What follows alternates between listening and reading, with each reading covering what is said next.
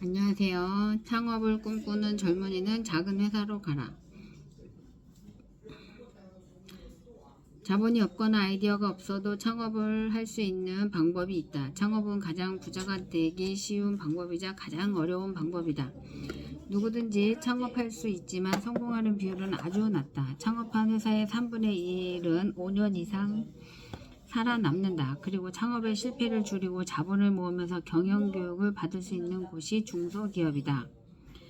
대기업은 규모가 너무 커서 하나의 부속품처럼 한정된 업무만 다루게 된다. 만약 당신이 반드시 창업을 하겠다고 마음먹은 청년이라면 자신이 앞으로 하고 싶은 직종의 작은 회사를 선택해 들어가길 바란다. 직원이 서너 명 내외로 직책은 있어도 업무 영역이 구분되지 않을 정도로 작은 회사도 좋다. 회사가 성장하면 성장하는 대로 온갖 것을 배울 수 있고 실패하면 사장님이 망하는 것이다. 관심이 IT이든 유통이든 제조든 작은 회사에 들어가면 무엇이든 하게 된다. 급여를 받으면서 사업 공부를 하는 셈이다. 더구나 작은 회사이니 이런저런 모든 일이 돌아가는 것을 보고 배울 수 있다. 내 일처럼 열심히 일하면 나이가 어려도 승진도 빠르고 회사가 잘 성장하면 곧바로 관리자가 되어 오히려 대기업보다 더 좋은 대우를 받기도 하고 일에 대한 성취감도 충분히 느낄 수 있다. 높은 급여와 좋은 복지를 원하면 당장 대기업에 들어가는 것이 좋겠지만 대신 평생 급여 생활자로 살아야 한다. 돈이 한 푼도 없는 청년도 몇 년 안에 커피숍 매장을 가질 수 있는 비법을 소개하겠다. 동네 커피숍 중에 장사가 잘 되는 매장에 들어간다. 그런 매장들은 항상 알바나 직원을 구한다. 취직이 되고 나면 일을 배우자마자 맹렬한 기세로 사장님을 대신할 정도로 열심히 일해라. 마치 자신이 주인이 된 것처럼 시키지 않은 일까지 눈치껏 다 알아서 한다. 고객들이 자신을 보러 오게 할 정도로 일에 애착을 가진다. 결국 매니저 자리를 꿰찬다. 이제 사장님을 내보낼 작전을 짠다. 매니저가 되어 매출도 올리고 직원 관리도 잘하면서 매장에 사장님이 필요 없는 상황을 만든다. 그러면 사장님은 두 가지 행동을 할 것이다. 어떤 사장은 놀러나 다닐 것이고 어떤 사장은 매장을 하나 더 오픈하려 할 것이다. 이 순간부터 당신이 결정권을 가진 사장과 다름없는 사람이 된다.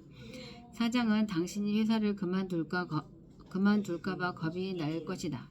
더 이상 실내 골프장에 다니지 못한다. 이후 매장을 운영할 사람이 없기 때문이다. 협박을 하라는 말이 아니다. 어쩌면 매장 하나를 분납으로 인수할 수도 있다는 의미다. 당신의 열정과 능력을 담보로 사장님과 동업자가 될 수 있는 기회가 생기는 것이다. 이렇게 급여를 받으면서 일과 사업을 배울 수 있다. 또한 자신이 이 일을 잘한다는 것을 알면 혼자서도 언제든 창업이 가능해진다. 그동안 모아놓은 돈과 경험이 창업의 어려움을 없애줄 것이기 때문이다. 나는 다시 태어나도 창업할 것이다. 지금 다시 망해도 창업할 것이다. 아들들이 창업한다 하면 기뻐할 것이다. 실패해도 다시 응원할 것이다. 창업을 통한 성공만이 흑수저로 자수성가하는 가장 빠른 길이고 유일한 길이기 때문이다. 내가 나를 고용해서 내 맘대로 나에게 마음껏 임금을 주고 싶다. 나는 대기업에 들어가 인정받는 대가로 내 인생을 넘기고 싶은 생각이 추호도 없다. 나를 인정해주고 내 인생을 나에게 주고 싶다. 나는 도전을 좋아하고 자의적으로 일하고 싶고 내 창의적인 아이디어가 구현되는 모습을 보고 싶다. 젊은 창업가들은 작은 회사에 들어가서 그 회사를 키우는 경험을 하고 나서 30대에 창업해도 늦지 않다. 20대에는 회사에서 공부하고 30대엔 창업하고 40대엔 번성하고 50대엔 후배에게 양보하고 60대엔 일에서 떠나 삶을 즐기며 그것이 최고의 인생이다. 능구와 공부, 능할 능자를 씁니다. 오래 구자, 오래 구자. 나는 내가 무엇을 바꾸고 싶거나 깊은 염원이 있으면 100일을 계속해서 하는 버릇이 있다. 내가 100일 동안 그 행동을 했다는 것은 바꿀 수 있다는 뜻이고 절벽하게 노력했다는 뜻이다. 원하는 것을 100번씩 100일 동안 써보는 것은 그것을 나에게 증명해내는 시간이다. 중용에 나오는 능고라는 단어의 구는 지속을 의미한다. 구체적 기간은 3개월을 뜻한다. 3개월만 무엇이든 꾸준히 하면 본질이 바뀐다는 공자의 가르침이다. 도울 선생을 통해 듣게 된 이 교훈으로 3개월 혹은 100일을 꾸준히 하는 개념이 아주 오래된 가르침임을 알게 됐다. 공부는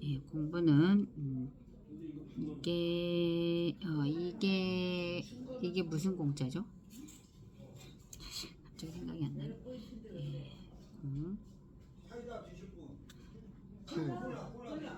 는 중국어로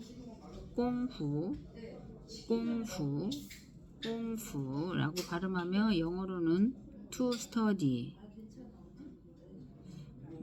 번역되지만 사실은 몸을 단련을 일컫는 말이다. 공부.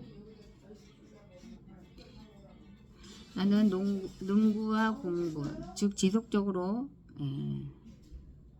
3개월간 내 몸을 단련시키는 일을 해내는 사람은 무엇이든 바꿔 나갈 수 있다고 믿는다. 삶에서 가장 중요한 것 중 하나가 실천의 지속이기 때문이다. 무엇이 되었든 바꾸고 개선하고 싶은 게 있다면 3개월만 지속하기를 바란다. 반드시 다이어트에 성공하고 싶다면 저녁 5시 이후에 먹지 않겠다고 생각하고 3개월 동안 실행해보자. 담배를 끊고 싶으면 3개월을 참고 가슴 근육을 키우고 싶으면 3개월만 팔굽혀펴기를 하자. 주식을 배우고 싶거든 3개월 동안 관련 유튜브 영상 수백 개를 모조리 뒤져보고 관련 서적을 독파해보자. 그것이 무엇이든 전문가 수준이 되고 싶다면 3개월만 죽어라 파보자. 3개월이면 몸도 마음도 생각도 바꾸기에 가장 좋은 시간이다. 삶을 개선하고 바꿔나가려면 이제 이런 실체적 노력을 일정 기간 동안 하는 것이 가장 좋다. 이 과정으로 습관이 생긴다. 건강 전도사로 불리는 아놀드 홍은 벌써 수년 동안 100일의 약속이라는 주제로 일반인의 건강 습관을 바꾸는 일을 하고 있다. 100일만 운동을 가르치고 독려하면 그들의 인생이 바뀐다는 믿음이다. 구체적으로 아무것도 시도하지 않는 사람은 다음 달이나 내년에 다른 삶을 살 수 있을 거라는 희망을 버려야 한다.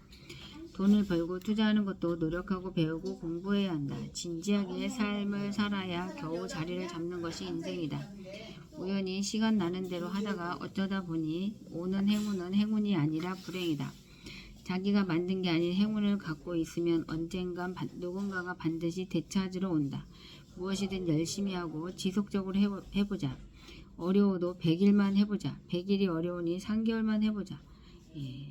능구와 공부 왠지 당기지 않는가? 제발 당기기 바란다. 이게 장인공자 같아요. 장인공자 이렇게 생긴 거. 그 다음에 남편 부자 공부하고 그 다음에 능할 능자가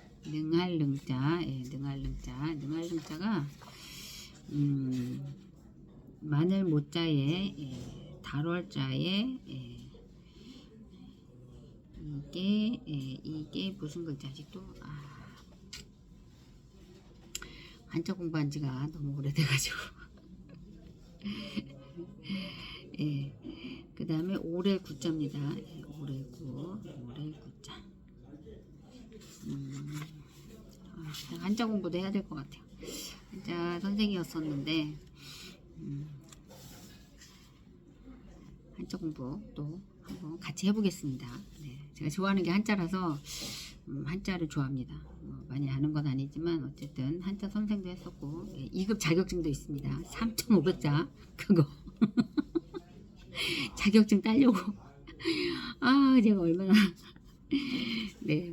아직도 할 사업은 끝도 없이 많다. 사업은 하고 싶은데 막상 하려면 할 사업이 없다는 사람들이 있다. 나는 내 수첩에 메모해 놓은 사업거리가 수십여 개다. 이 중 거의 대부분은 자본이 그다지 많이 필요하지 않는 것들이다. 평소에 내가 불편하다고 생각하거나 생활에서 개선이 필요하다고 생각하는 것들이 모두 사업거리가 되므로 할 사업이 없다는 말은 사실이 아니다. 이 세상에 필요한 사업은 이미 모두 있는 것 같겠지만 내 생각은 반대다. 아직 없는 것이 더 많다. 설령 있으면 또 어떤가? 기존의 사업자들이 잘하지 못하는 것도 사업거리고 이미 다른 사업자들이 실패한 사업도 기가 막힌 새 사업거리일 수 있다. 내가 메모해 놓은 신규 사업들은 이런 것들이다. 공개하는 이유는 내가 어떻게 새 사업 아이템을 찾는지 보여주기 위해서이다. 언젠가 일본에서 태평양이 보이는 조지시라는 도시를 후배들과 다녀온 적이 있다. 아침마다 해변가를 산책했는데 바다에 떠밀려온 나무들이 여기저기 보였다. 나는 평소에 나무 테이블을 만드는 취미가 있는데 바닷물에 쩔어서 단단해진 그 나무들이 그렇게 탐이 났다. 아마 세상 어딘가에서 태풍에 뽑혀진 나무들이 태평양을 돌다가 이곳 바다로 흘러왔을 것이다. 재주 많은 목공이라면 저런 나무들로 멋진 가구를 만들 수 있다. 이 가구의 브랜드 이름은 너는 어디서 왔느냐로 정했다. 이국의 어느 바닷가에서 자란 나무가 가구가 되었다는 스토리를 담아봤다. 해변에 널브러진 나무 조각을 청소하니 스토리와 재생, 환경보호의 현대 산업 윤리와도 어울리는 가구 회사가 나올 수 있겠다고 생각했다. 요즘 남자들은 화장을 곧잘 한다. 남성 화장품 전문 매장도 가능해 보인다. 여자가 많은 숍에서 물건 고르는 것을 힘들어하는 남자도 많고 남성용품 종류도 제법 많아졌기 때문이다. 이런 아이디어들은 직접 해볼 생각도 있으나 그냥 버릇처럼 구상해보는 경우가 더 많다. 평소 산업에 빈틈이 보이거나 불편한 것들을 적어놨다가 실제로 구현해보기도 한다. 그중 하나가 플라워 숍이다. 미국은 특별한 날이 아니어도 일상적으로 꽃을 많이 산다. 슈퍼마켓 제일 앞쪽에는 꽃이 그득하다. 선물용이 아니니 장보다가 달린 포장도 없이 한 송이 한 다발씩 카트에 넣는다. 그런데 한국에 가면 꽃집이 잘 보이지 않았다. 시내에는 지하 구석에 전국 꽃배달 사인을 붙여놓고 주인이 꽃다발 만들 때나 냉장고 뒤에 가둬둔 생화를 꺼내 쓰고 있다. 매장 앞뒤로는 죽지도 팔리지도 않는 나무들이 오랜 화분 위에 올려져 있다. 꽃 한두 송이나 한 다발을 사려고 하면 얼마짜리 해드릴까요? 라는 질문에 답해야 한다. 나는 호텔에 묵을 때도 가끔 꽃을 사다 놓는데 한국에서는 꽃 한 송이 사기가 영 불편했다. 조사를 해보니 한국의 꽃시장은 경조사 시장 중심으로 되어 있었다. 꽃 소비의 80%가 경조사 시장에 팔려나가고 개인 소비 시장은 20%도 안 됐다. 그나마 나처럼 즉흥적으로 꽃을 사는 인구는 1.5%도 안 되는 것이다. 미국과 완전히 반대였다. 미국은 80%가 개인 소비 시장이다. 결국 한국에 꽃 매장을 오픈해 보기로 했다. 정말 한국 사람들은 꽃을 안 사는지 아니면 유통시장이 잘못하고 있는지 궁금했다. 매장을 구성하면서 모든 관점을 소비자 입장에서 접근하기로 했다. 소비자가 꽃을 만지고 싶으면 만질 수 있게 냉장고를 오픈 형태로 만들고 가격을 붙이고 AT센터에서 소매점으로서는 처음으로 경매권도 받아서 판매 가격도 소비자가 접근하기 쉽게 만들었다. 좋은 수입사는 직접 수입도 하고 한 송이씩 팔게 만들어 봤다. 약 2년이 지난 현재 서울에 벌써 12개의 매장을 오픈했다. 자신들이 꽃인 줄 이미 아는 10대들 빼고는 모든 연령층과 모든 성별이 편의점처럼 쉽게 들어와서 꽃을 사갔다. 한국인들은 꽃을 싫어하는 것이 아니라 한국 유통시장이 실수한 것이었다. 꽃으로 선물 가게를 운영하고 있었으니 나처럼 꽃을 사고 싶은 사람은 살 데가 없었을 뿐이다. 현재 한국 스노우폭스 플라워의 총 매출은 소매 상점으로 이미 전국 1등이다. 서울 시내에만 300여 개가 넘게 오픈할 수 있을 것으로 보인다. 어쩌면 상장도 가능한 모델이다.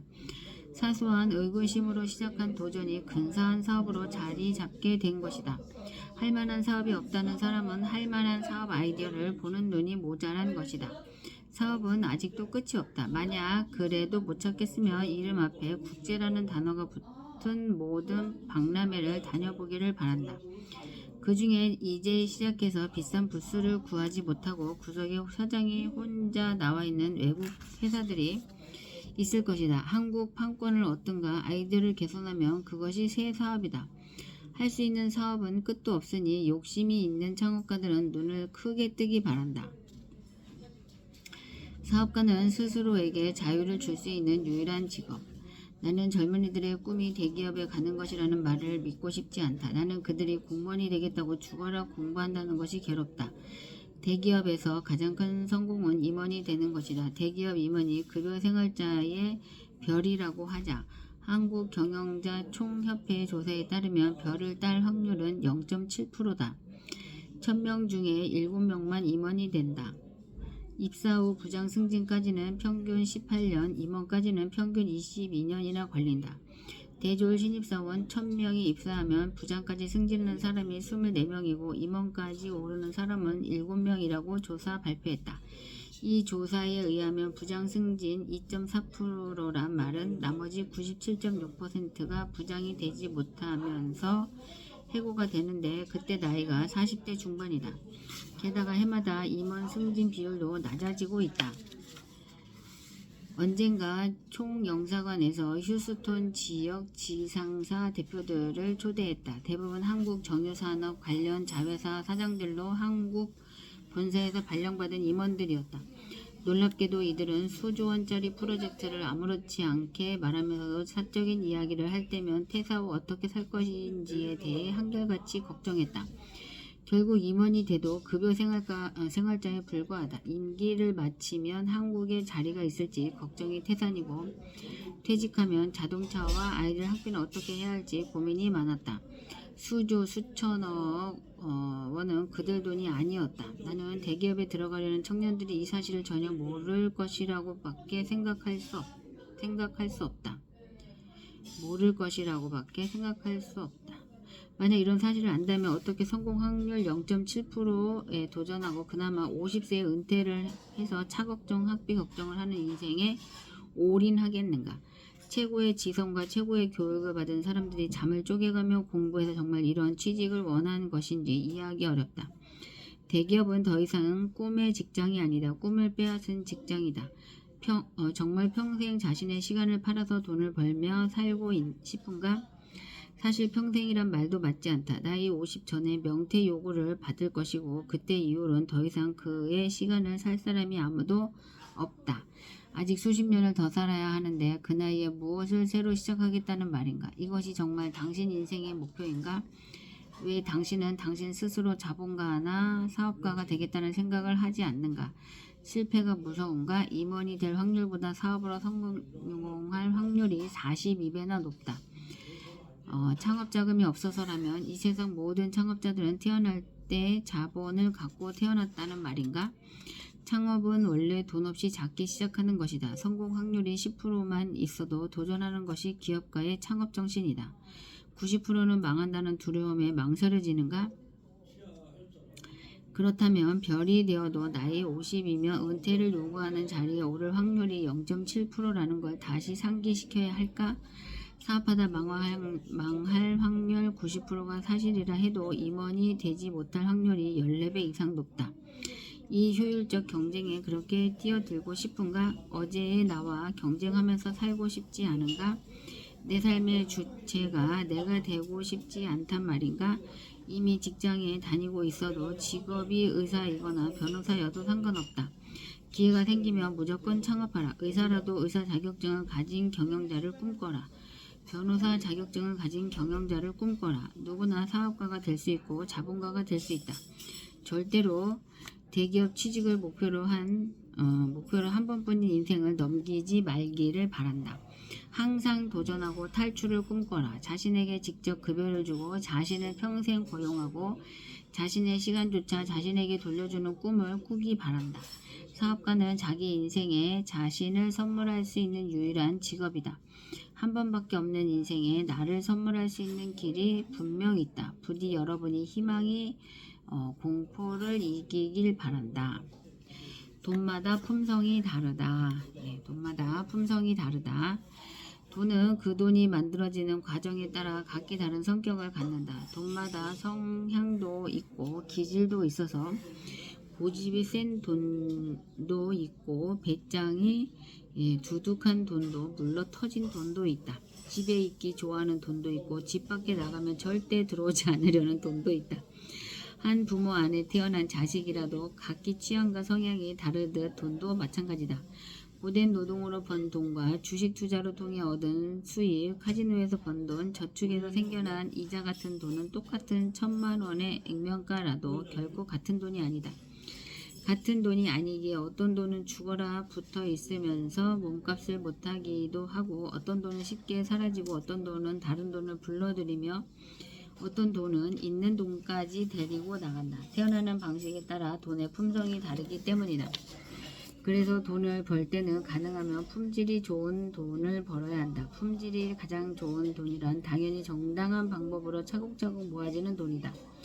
급여 수입이나 합리적 투자나 정당한 사업을 통해 얻는 모든 수입이다.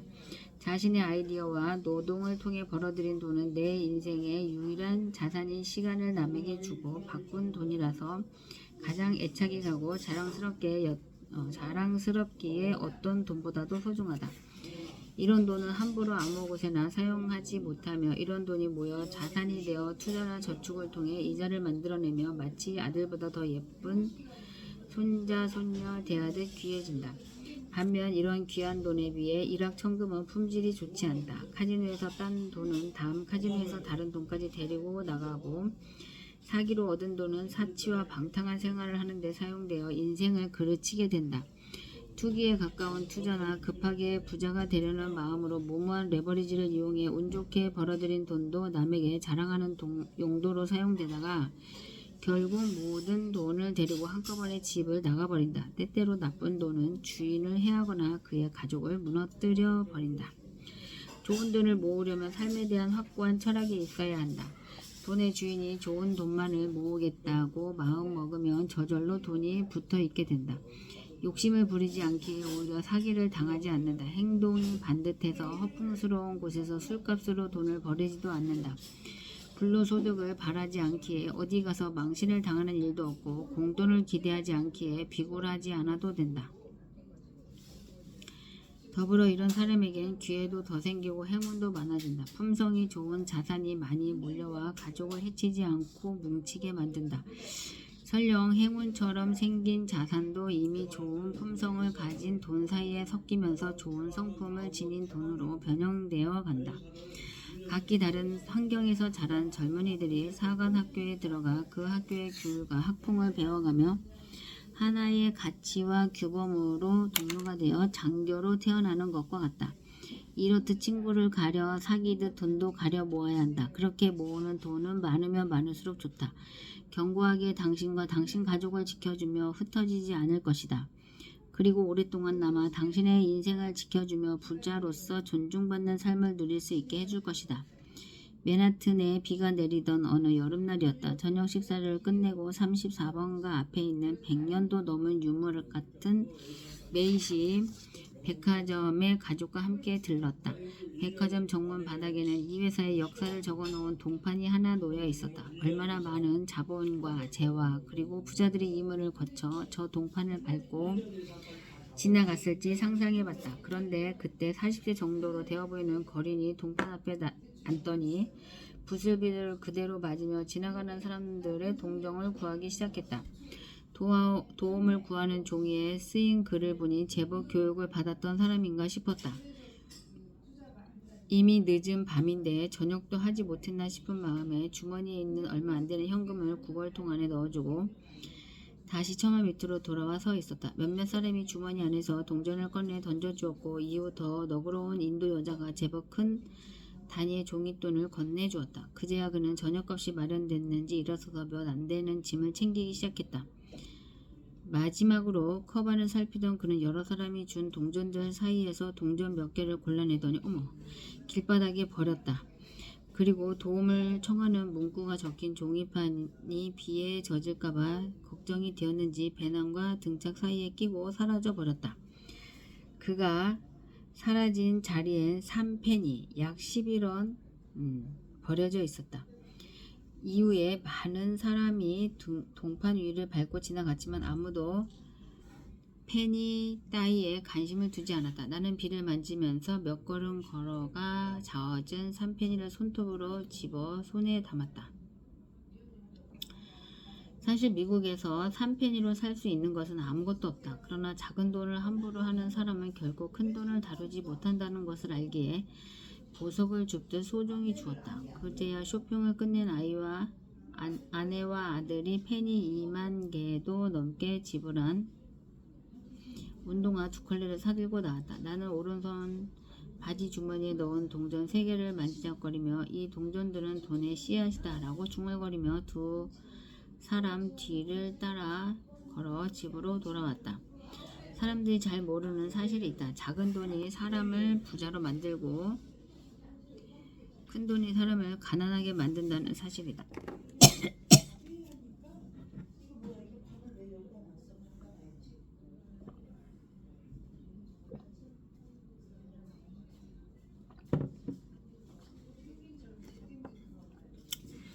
어쩌면 그 맨하튼의 거지는 10년 전에는 나보다 부자였을지도 모른다. 맨하튼 금융가에서 큰 돈을 다루는 일을 하다 실수를 저질러 파산했는지도 모른다.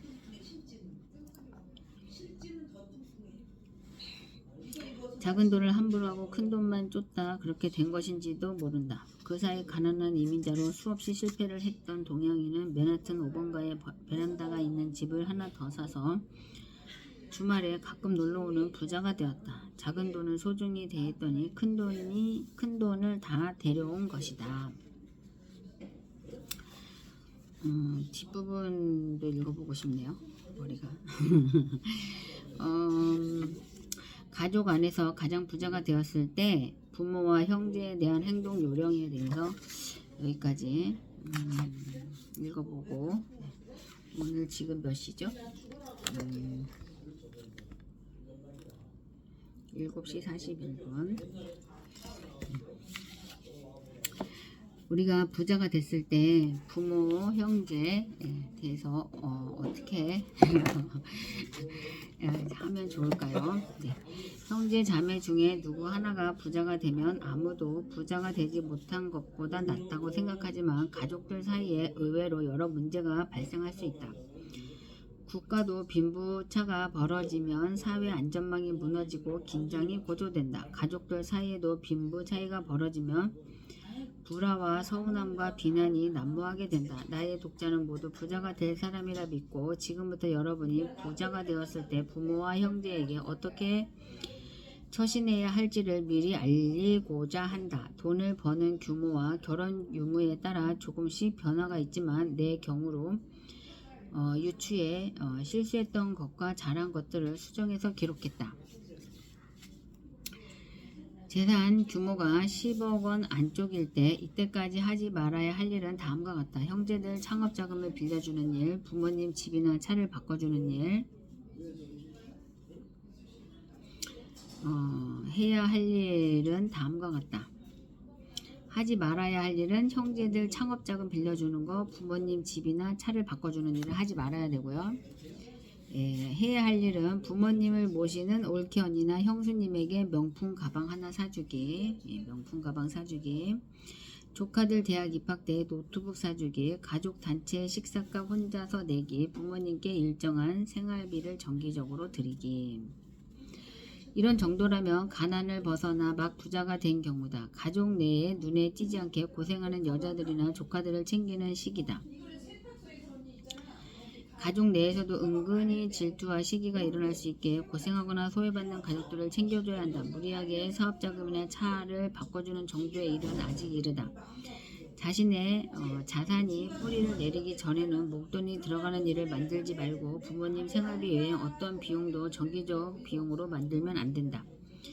부모님 생활비는 마치 급여처럼 정해진 날에 반드시 늦지 않게 자동으로 결제되게 만들어놔야 한다. 부모님은 하루라도 늦으면 사업이 안 되는지 혹은 자신들이 뭘 잘못했는지 걱정을 만들어서라도 할 것이다. 항상 같은 날 일정하게 보내고 사업이 커지면 조금씩 금액을 올려야 한다. 용어도 생활비가 아니라 투자 배당이라고 바꿔라. 생활비 주는 자식 눈치를 보시지 않게 해야 한다. 자식에게 젊어서 투자한 노력과 가치에 대한 배당 이익이라고 설명드리고 당당하게 편하게 받으시도록 해야 한다. 또한 생활비를 모으지 않도록 독려해야 한다. 생활비가 일정하게 오지 않으면 불안해서 쓰지 않으신다. 사정이 어려운 다른 자식들이나 손자, 손녀를 돕는다고 안 쓰고 모으는 일 없이 직불 카드를 만들어 드리고 잔고가 남으면 남은 돈 빼고 드리면 된다. 그리고 월말마다 택시 타시고 커피 사드시고 꽃 사러 다니신 흔적이 통장에 보일 것이다. 형제들의 투자 요청, 주택자금 지원, 생활비 지원 등은 절대 하면 안 된다.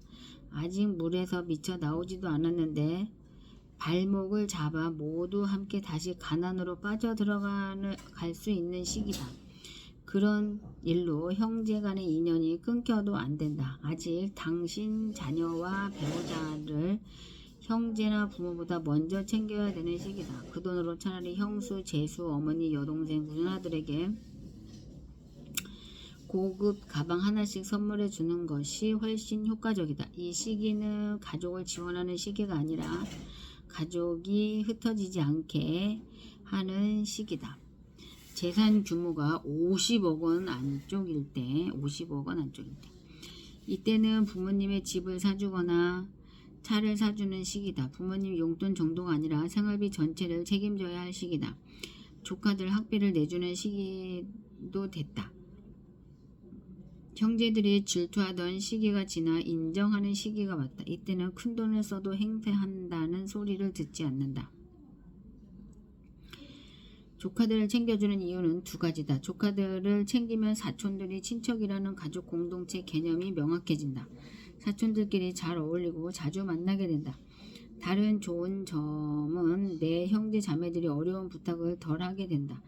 자기 자녀들 학비를 내주고 여행을 보내주고 입학 때마다 노트북을 바꿔주는 부자 형제가 있다면 터무니없는 부탁을 하지 못한다. 조카들에게 쓰는 비용이 형제들 사업자금이나 보증, 주택자금 지원 등으로 쓰는 돈보다 훨씬 싸고 현명한 지출이다. 이 시기에도 형제들에 대한 지원은 여전히 조심해야 한다.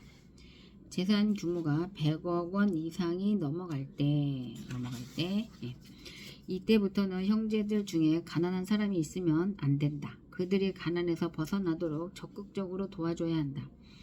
그들의 가난은 이제 당신의 책임이다. 형제 자매 중에 사업가 기질이 있는 사람에게 사업체를 만들어주고 직책을 주는 시기다. 당신뿐만 아니라 가문이 부자가 되도록 만들어야 한다. 이미 재산 규모가 100억대를 넘었다면 자산이 자산을 만드는 시기다. 부모님을 해마다 여행 보내드리고 부모님의 친한 친구들도 함께 보내드려서 자식 자랑을 부모 친구들이 하게 만들 시기다. 가족과 친척 사이의 봉이 아니라 보험이 되어야 한다. 친지들의 경조사를 지원하고 병원비 들어갈 일이 생기면 당신이 자가 보험사가 되어준다. 그리고 이 일을 모두 배우자를 통해서 해야 한다. 그래야 배우자가 가족 안에서 대우받고 함께 보람을 느낀다. 네, 오늘은 여기까지 읽겠습니다. 감사합니다.